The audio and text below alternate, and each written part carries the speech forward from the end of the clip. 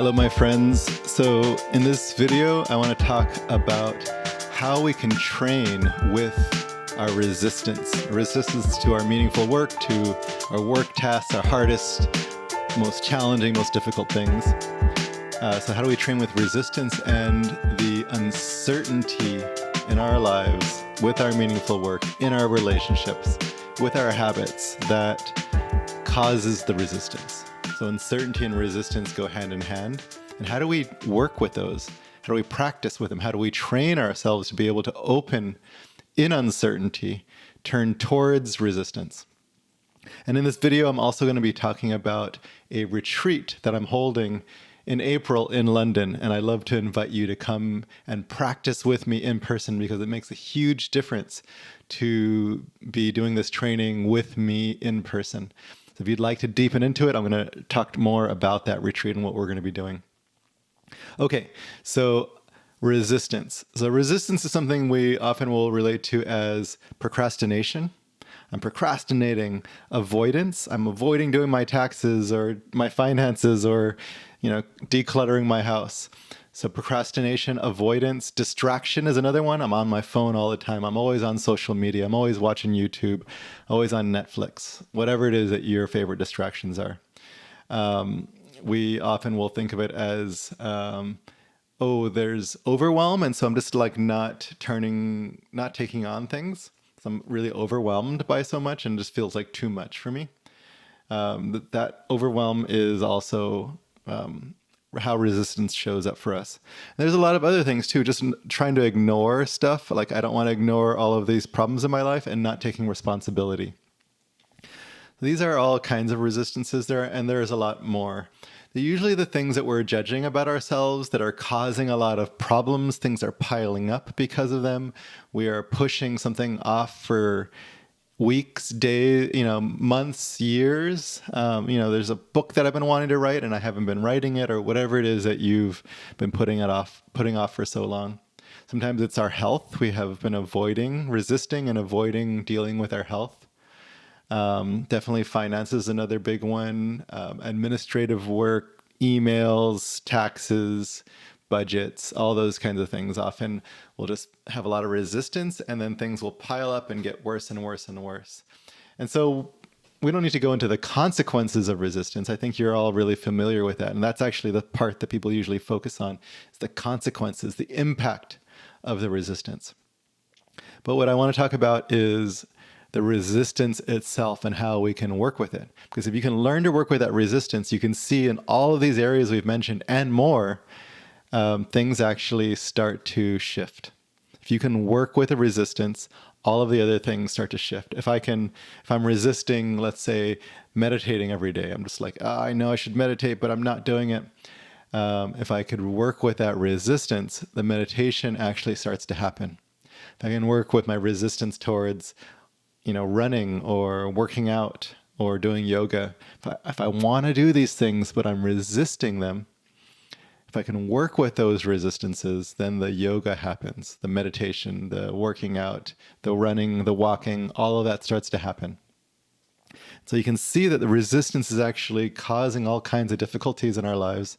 And if we can work with the resistance itself, we can actually start to shift it. Shift everything in our lives, our relationships, our work, our finances, our lives start to get created because we can work now with a resistance. So the real key is learning how to train ourselves with our resistance. Now, if you've listened to season 1 of my podcast, the Zen Habits podcast, you can, do a deep dive into a number of different areas. But in this video, I'm going to talk about how to actually start to train with resistance. And then again, how you can do that with me in person in London in April. So to work with resistance, we have to understand what causes it. And we could just say fear and uncertainty. Fear, uncertainty cause the resistance. If the thing were going to be easy and we knew how to do it and we knew like for sure I'm going to succeed, then there's no resistance. It's like, oh yeah, easy. I know I'm going to succeed. So, if let's say I was going to go play in a championship match of a sport that I really love playing. And I'm like, oh, I know I'm going to win that. I'm going to be amazing. People are going to sing my praises from the mountaintops. It's going to be like an incredible experience because I'm going to do so well that it's going to blow people's minds. There is going to be no resistance. I'm going to go to that championship match and I'm going to crush it and it's going to be amazing. But the thing is, we don't know we're going to crush it. We don't know if we're going to succeed. We might lose. We might look like an idiot. And that's just a vivid example as a championship match. But actually, every smaller example is exactly the same thing. It might not be a championship match. But if I send this email and I do a bad job at it, I'm afraid of the consequences. I'm afraid of looking bad. And so the fear and the uncertainty that's inherent in anything that we're doing that's meaningful is what causes the resistance. If we're doing something and there's no uncertainty and we're like, yes, 100%, I know how this is going to turn out. First of all, I think that's boring. Second of all, it's not going to be meaningful. But third of all, there will be no resistance. It'll be just like, yeah, I can do that. Easy. So all of the easy stuff, that doesn't have as much resistance. The stuff where there's certainty of how you're going to look and how you're going to feel and if you're going to succeed, it's the places where we have less certainty where there's more resistance. Oh, yeah, I know I could do well over here, but once I start going to this new area, that's the unknown for me. That's where uncertainty lies, and that's where I have a lot of resistance. So anywhere you're feeling resistance, there's probably some uncertainty. Now, what that uncertainty is, I don't know. We'd have to dig into it. I do that with my coaching clients. So if you're interested in working with me as a coach, come talk to me. But it doesn't really matter what the uncertainty is. All we need to know is there is uncertainty here. I don't know how things will turn out. I don't know how I'm gonna fare, how I'll look, what people will think of me. And when there's that kind of uncertainty, fear will come up and resistance. And so we just want to recognize anywhere I'm avoiding, procrastinating, distracting, numbing myself out, putting something off for years or days or weeks or whatever it is. Anywhere where that is, there's resistance. And anywhere there's resistance, there's fear and uncertainty. In fact, we can lay it out as there's uncertainty. I don't know how something is going to turn out.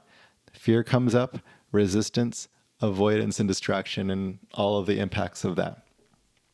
So we can just start to recognize it. Wherever I'm resisting, there's uncertainty, there's fear.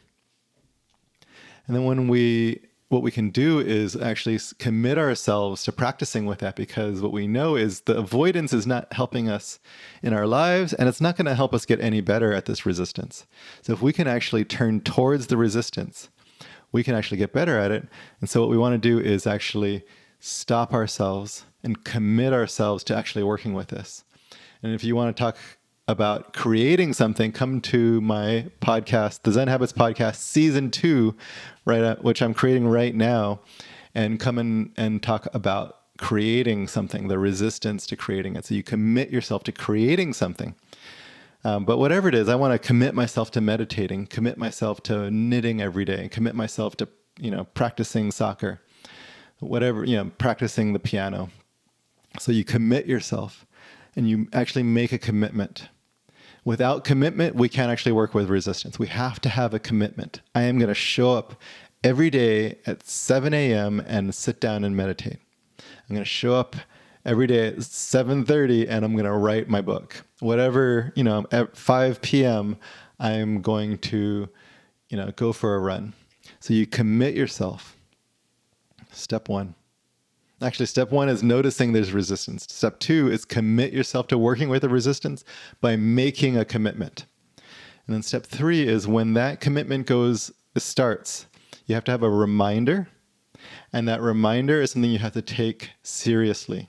You have to be committed to working with that reminder. If the reminder goes off and you're like, yeah, snooze, I'll do it later, snooze button, then it doesn't, it's not going to actually have an effect. But if you can actually stop yourself and commit yourself to working with the resistance when the reminder goes off, then something different is going to start to happen. So the reminder goes off and you're like, oof, right now I have to do the thing. whatever it is, right, that I'm resisting. Oof, I want to go do something else. And you just notice, oh, I want to go turn towards something else. And then you stop yourself and you just feel what the resistance feels like. Oof, let me just sit here and be with the resistance. Being with it is just simply feeling it and not needing to run away from it. And if you could do that for 5 seconds, it will start to change your life. Now, start out with 5 seconds. Just like, ooh, that's hard. I'm having a hard time doing that. 5 seconds. Just stay there for 5 seconds. Do that. Go do something else. Come back and do it for 5 more seconds. And then if you can do 5 repetitions of 5 seconds, now expand it to 10 seconds. This might feel really silly, but I've coached a lot of people on this. And I really recommend that you do 5 reps of 5 seconds. And 5 reps of 10 seconds. Then double it. 5 reps of 20 seconds. And you can do all of these reps within a single session. So 5 reps of 5 seconds within my writing session. And then you can start doing the 10-second reps. Go take a break between each rep. The break doesn't need to be long, 30 seconds, a minute. Get a drink of water, walk around, come back, 5 more seconds. 5 more seconds.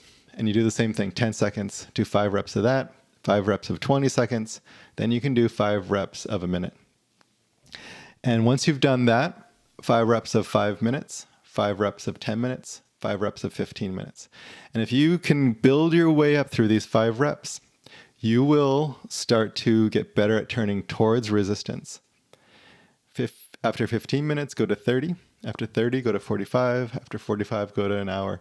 But honestly, I would love for you at the 15 minutes to do 10 reps and start doing, start doubling the reps after that. So 10 reps of 15 minutes, 20 reps of 30 minutes, 40 reps of the 45 minutes before you get to, and this way you're going to stay in these appropriate areas longer. This is a training principle that I really want you to stick with. You don't want to progress too fast, because what you'll do is you'll set yourself up for failure. I want to rush to get to the hour, and I'm practicing the hour reps when you haven't actually mastered the 45-minute reps or the 30-minute reps. And so you're going to fail, and you're going to be like, this sucks. This training system sucks. But what happens is the training system, if you do it in the way that I've just laid out, the training system actually is going to have you mastering an area before you move on to the next one. And if you start failing at the 30-minute rep section, you're like, I just can't do 30 minutes, and you're just like struggling with it. Go back to the 15-minute. And if you're struggling with that, go back even before that to the 10, to the 5, to the minute reps.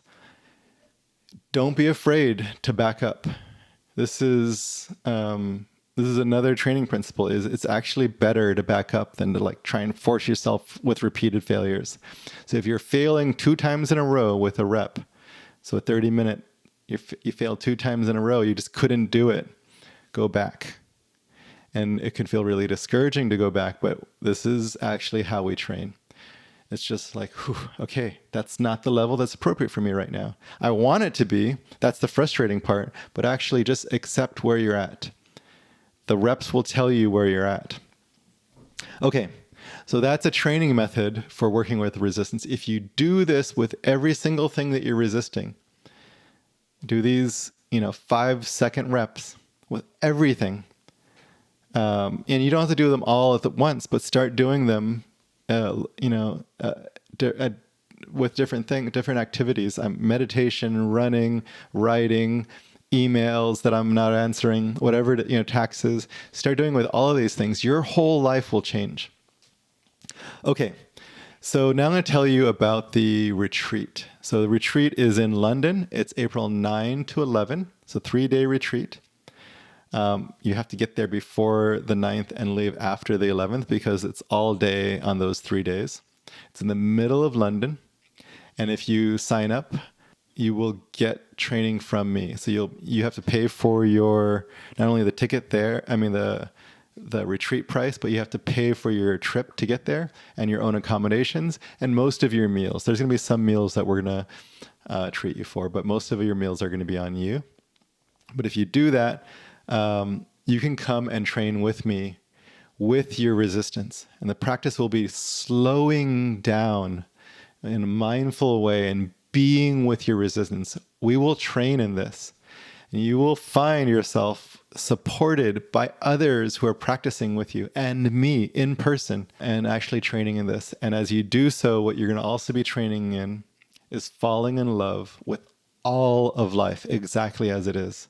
It's a transformative practice, a transformative training. Come and train with me in London in April, 9 to 11. It's going to be our only in-person retreat this year. It will be powerful. It doesn't matter where you are in the world, if you're in the US, if you're in Europe, if you're in England, in the UK, if you are, somewhere else further away, please come. Yes, there's a price to getting there. It will require something, but it will change your entire life. I would love to have you there. Okay, I hope this video has been helpful. I hope you do turn towards your resistance. If you're resisting coming to London and meeting me and getting hugs from me, work with that resistance as well. Okay, my friends, I'll talk to you later.